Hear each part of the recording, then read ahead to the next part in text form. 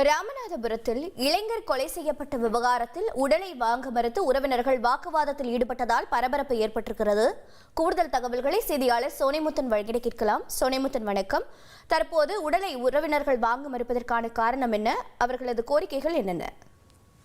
வணக்கம். அதாவது ராமநாதபுரத்தில் இளைஞர் ஒருவரை அடித்து கொலை செய்து கடலில் வீசிய நபர்கள் மீது நடவடிக்கை எடுக்க கோரியும் அவர்களை உடனடியாக கைது செய்ய வலியுறுத்தி தற்போது ராமேஸ்வரம் மதுரை தேசிய நெடுஞ்சாலையம் அவர்கள் உறவினர்கள் சாலை முறையில் ஈடுபட்டு வந்ததால பரபரப்பு ஏற்பட்டது.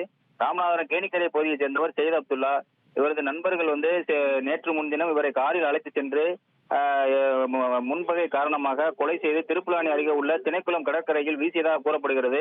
அவரது உடல் நேற்று இரவு கரை ஒதுங்கியதை அடுத்து அங்கு அடையாளம் கண்டு அவரது உடலை திருப்புலானி போலீசார் ராமநாதபுரம் அரசு மருத்துவக் கல்லூரி மருத்துவமனைக்கு அனுப்பி வைத்தனர்.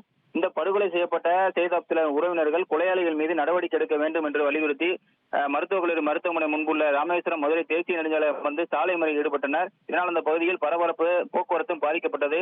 கொலையாளிகளை கைது செய்வரை உடலை வாங்க மாட்டோம் என்று வற்புறுத்தி சாலை மறியலில் ஈடுபட்டனர். தற்போது அவர்களிடம் அதிகாரிகள் மற்றும் போலீசார் பேச்சுவார்த்தை ஈடுபட்டதை தொடர்ந்து அவர்கள் தற்போது அந்த சாலையை விட்டு அகன்று மருத்துவமனை வளாகத்திற்கு குழுமியுள்ளனர். இதனால் அந்த பகுதியில் பரபரப்பும் பதட்டமும் நிலை வருகிறது.